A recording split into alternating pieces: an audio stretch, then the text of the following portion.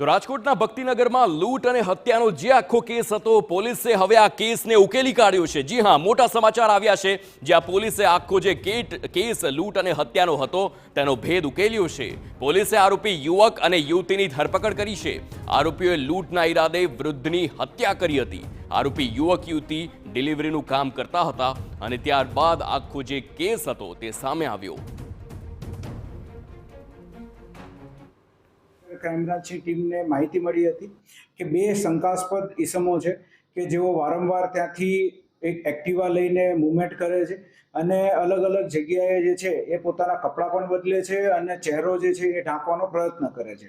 આને ધ્યાનમાં રાખી ટેકનિકલ ઇન્ટેલિજન્સથી અલગ અલગ રીતે ટીમો બનાવીને તપાસ શરૂ કરવામાં આવી અને તપાસના અંતે બે લોકો જે છે તેઓની ડિટેન કરવામાં આવ્યા અને પૂછપરછ શરૂ કરવામાં આવી, જે દરમિયાન એવું ક્લિયર થયું કે કિશન વાઢેર અને સ્નેહલ ગોહિલ નામના એક છોકરો અને છોકરી તે બંને આવડા ઘટનાને અંજામ આપ્યો હતો અને તેનો મુખ્ય ઉદ્દેશ્ય જે છે એ લૂંટનો